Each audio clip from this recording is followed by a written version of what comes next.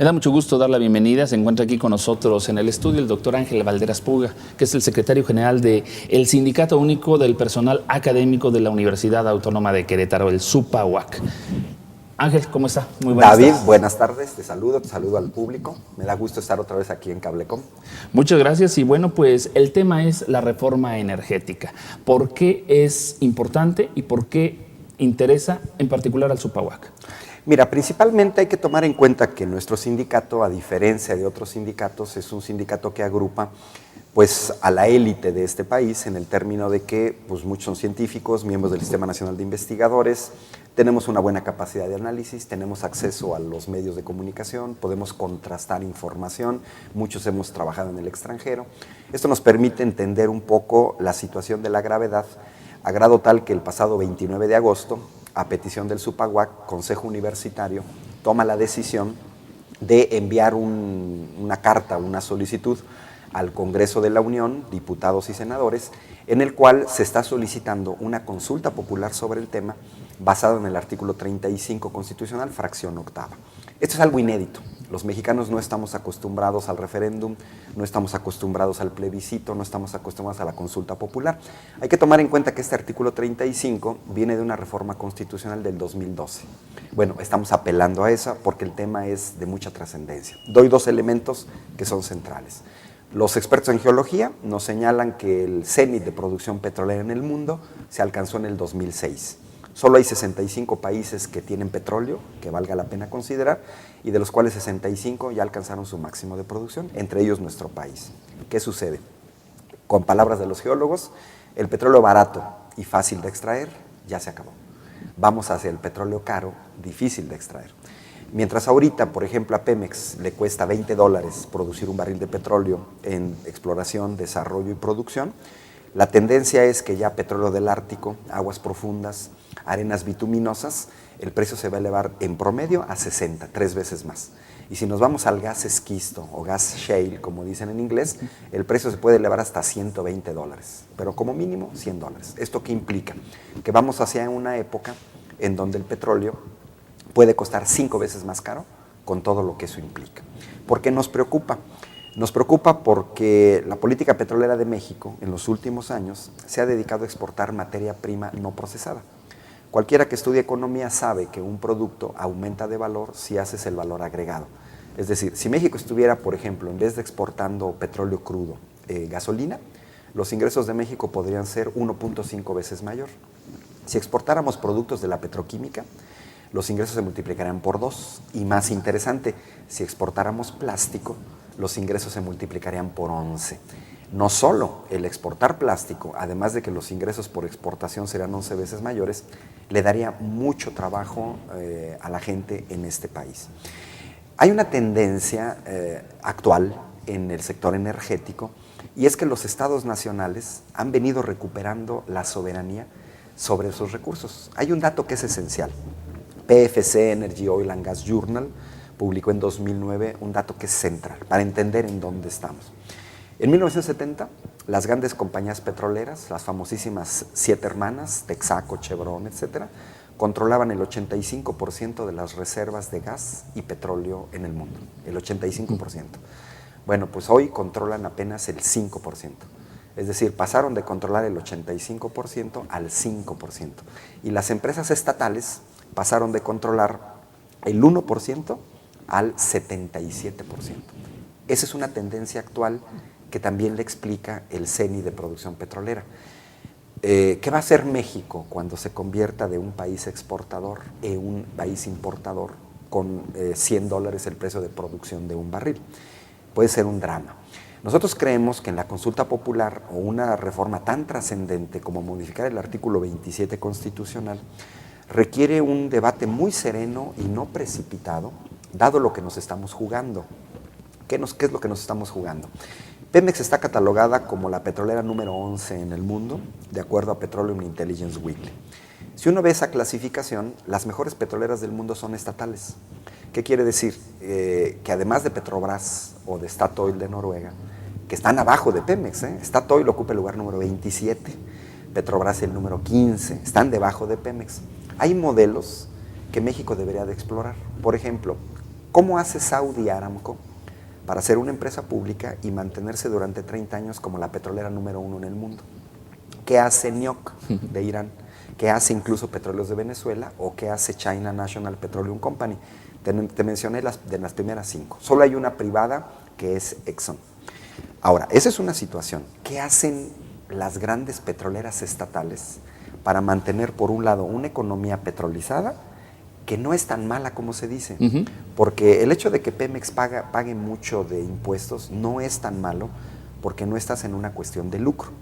El gran peligro que se debatió en Consejo Universitario es que dado que Pemex aporta el 35% del gasto federal en este país, significa que si se hace un boquete financiero, ¿que de qué orden puede ser? Pues basta ver las ganancias de Pemex. El año pasado, con documentos oficiales de Pemex, fueron del orden de $70,000 millones al año.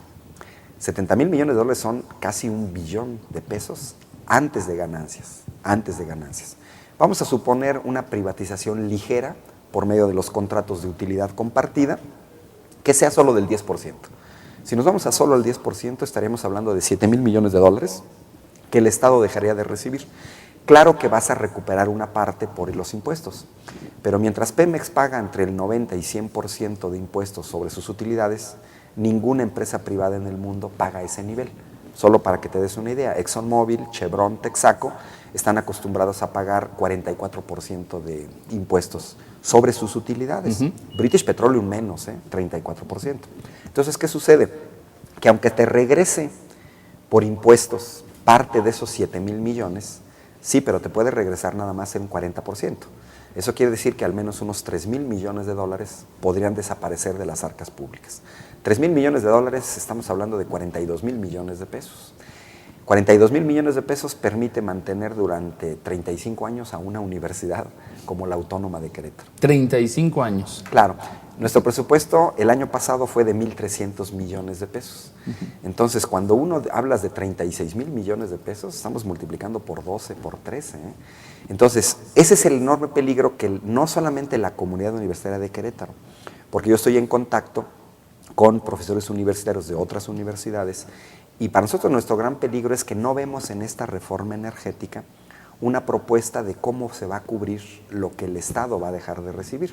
Este 35% que aporta Pemex al gasto federal, pues sirve para infraestructura pública, para el funcionamiento de escuelas, para el funcionamiento de hospitales, para el pago de salarios de profesores, para el pago de salarios de médicos, para el subsidio que reciben los estudiantes. En este país se ha discutido poco del subsidio que reciben los estudiantes, pero todo niño de la primaria hasta estudiante de doctorado en una universidad pública está subsidiado, paga muy poco con lo que realmente cuesta su educación. A datos de 2010, un semestre en la Autónoma de Querétaro nos cuesta a todos los mexicanos $42,000 el semestre. Los jóvenes pagan entre $1,000 y $2,000. Quiere decir que los otros $40,000 reciben un subsidio. Están subsidiados. Están subsidiados. Y de ese 35% lo aporta Pemex. De ahí viene la cuestión de la gravedad, porque al interior de las escuelas públicas, los rubros que se pueden ver afectados, pues naturalmente son todos. Becas a los estudiantes, infraestructura. La universidad está haciendo un esfuerzo enorme de llevar estudios universitarios al estado de Querétaro. Hay que tomar en cuenta que la Sierra Gorda pues no tenía antes un campus, ahora se tiene un campus en Jalpan, el Tecnológico de Querétaro tiene un campus en San Joaquín, se tienen campus en Amealco, se tienen campus en Colón, se tienen campus en Tequisquiapan, pero eso requiere un esfuerzo económico fuerte. Y los profesores, por ejemplo, se han sacrificado mucho en términos de contratación por honorarios. Nosotros vemos que al privatizar una parte de las ganancias de Pemex, se va a alejar la posibilidad de que regresemos a esquemas de profesionalización de la enseñanza, porque no va a haber dinero suficiente. Y tenemos otro problema, una planta docente que está envejeciendo. Tenemos ya aproximadamente 250 compañeros que están jubilados, que están recibiendo su jubilación, que la paga la universidad por contrato colectivo de trabajo. Pues eso también está en peligro, porque lógicamente cualquier recorte presupuestal va a incidir directamente en todo lo que paga el gobierno federal. Consulta popular es la propuesta, pero consulta popular con información, porque lo que nos ha llegado hasta ahora, simple y sencillamente, pues es de que todo va muy bien y todo marchará mejor con la aprobación, como está, tal cual la reforma energética. Sí, yo creo que el tener acceso a documentos esenciales de Pemex, hay una presentación de inversionistas de agosto de 2013, es un mito que Pemex esté mal. Mira, yo creo que todos los mexicanos, nadie lo va a negar, que hay corrupción en el sindicato de Pemex. Yo mismo llegué a un sindicato donde encontramos un desfalco de 1.700.000 pesos, mandamos a hacer auditorías, sí nos queda claro a todos los mexicanos que hay corrupción. Pero también nos debe de quedar claro que si alguien trabaja de manera responsable, las cosas pueden mejorar. Estos 70,000 millones de dólares de ganancia de Pemex incluyen ya la corrupción de su sindicato, ¿eh? O sea, quiere decir que si no hubiera esta corrupción, las ganancias serían todavía mayores. Nos dicen que los privados tienen que ayudar a Pemex, pero hay una cosa que no se entiende. Mira, datos oficiales de Pemex, el EBITDA es un acrónimo en inglés de las ganancias antes de intereses, impuestos, depreciación y amortización. Pemex el año pasado tuvo ganancias de este tipo por 88,000 millones de dólares. Los 70,000 es porque ya va incluida la depreciación, la amortización. Bueno, si nosotros tomamos a todas las empresas privadas de este país, listadas en el índice de precios y cotizaciones de la Bolsa Mexicana de Valores, todas juntas ganaron 54,000 millones de dólares. Pemex gana mucho más. No es posible que una empresa como Cemex, que ganó 2,000 millones de dólares, le pueda ayudar a Pemex, que ganó 88,000. Pero ahora viene otra comparación muy interesante. Pemex, comparada contra petroleras privadas, es la segunda en el mundo de ganancias antes de impuestos, porque aquí la clave de la discusión es antes o después de impuestos. En 2011 ExxonMobil ganó 75,000 millones de dólares antes de impuestos, Pemex ganó 56,000, pero ganó más que Chevron, ganó más que British Petroleum, por supuesto ganó más del doble que Statoil y ganó más del triple que Petrobras. Petrobras ganó 26,000 millones de dólares, pero Petrobras es una empresa que fue privatizada al 70%. Ignacio Lula da Silva durante 8 años trató de revertir el proceso de privatización, no pudo. Logró recuperar para el Estado brasileño el 48%.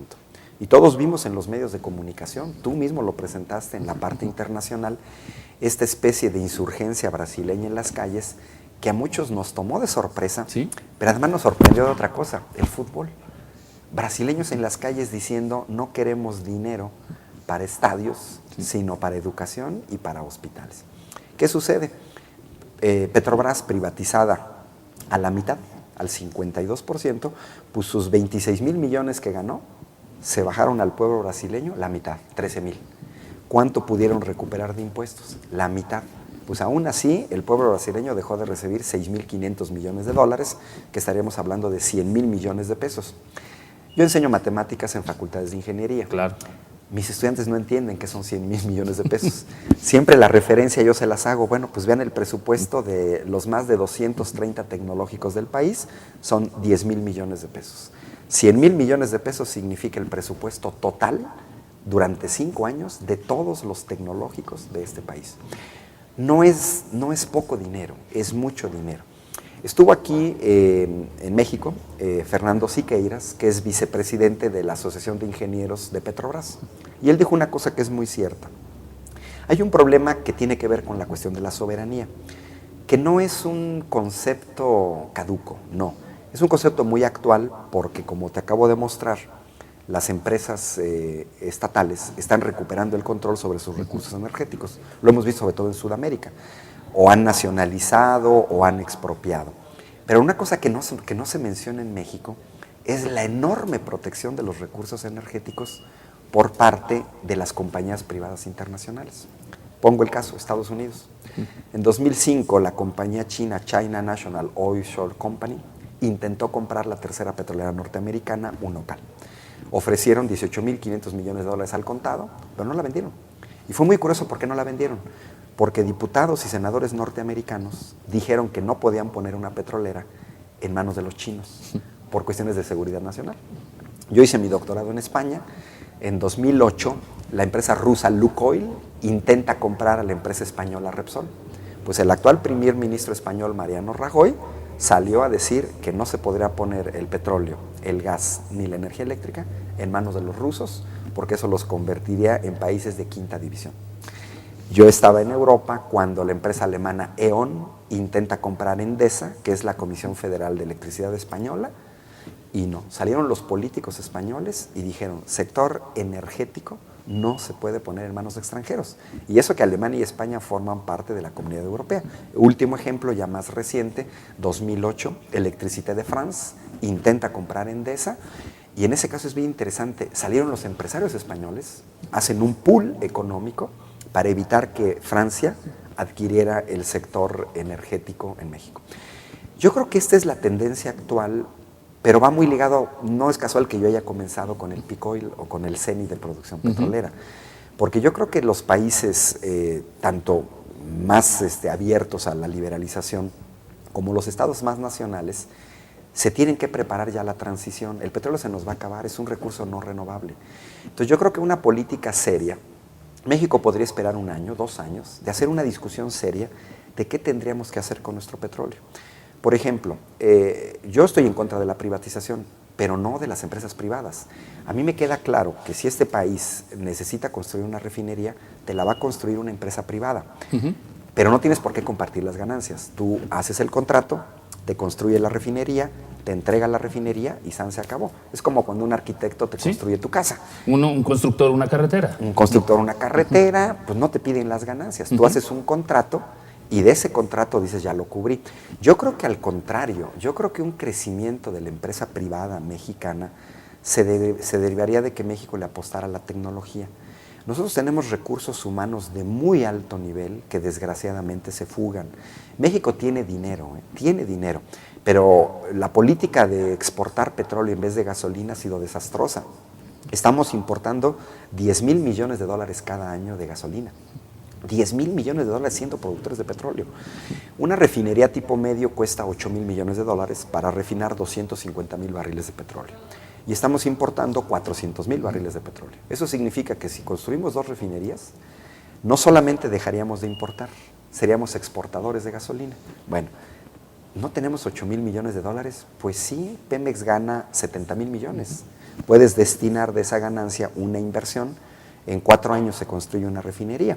Pero la otra, México tiene reservas internacionales por 165,000 millones de dólares.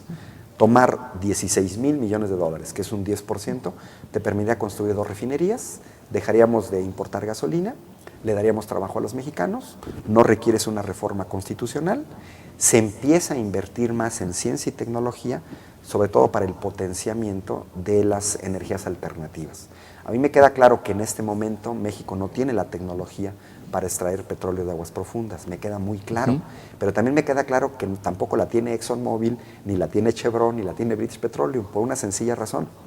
Los coreanos de Daewoo Shipbuilding and Marine Engineering son los que se han especializado en el mundo. Ellos no tienen petróleo, pero son de los mejores constructores de plataformas de extracción de petróleo en aguas profundas. Y los noruegos también son muy buenos, pero no es Statoil, son empresas privadas como Ocean Rig, que su negocio es, yo construyo estas plataformas y te las rento, como cualquier tecnología, como el leasing. Claro. Te la rento y si quieres te la vendo, y si no, pues te la vendo completita. La mejor plataforma de extracción petrolera en el mundo, Eirik Raude, que es Noruega, te cuesta $730,000 de renta diaria. Estamos hablando de 730,000, necesitarías $1 millón de dólares diario. Pemex en ese momento que yo tuve el dato, estaba ganando 121 millones de dólares diarios. Porque hay que tomar en cuenta que México es uno de los países a los que menos le cuesta petróleo. Pemex tiene márgenes de ganancia 3 veces superiores a ExxonMobil. Pareciera una fantasía, no lo es. ¿Por qué Pemex tiene un margen de ganancia el triple de ExxonMobil? La razón es muy sencilla. ExxonMobil tiene que comprar el petróleo. Ella no tiene petróleo. Pemex lo tiene. Entonces a los mexicanos nos cuesta $20 y lo vendemos en 100. ExxonMobil, como no tiene petróleo, lo tiene que comprar en 100. De hecho, el gran negocio de ExxonMobil y de Shell no es la venta de petróleo. Lógicamente son los derivados, la petroquímica. Y México lo podría hacer. Hay que tomar en cuenta que los ingenieros petroleros de Repsol, españoles, y los de Petrobras se formaron en México. Ángel, muy interesante los datos que nos das, sobre todo una visión diferente a la oficial, donde nos dicen que todo está prácticamente ya hecho. Pero yo quiero preguntarte, ya de manera breve para concluir, una consulta popular.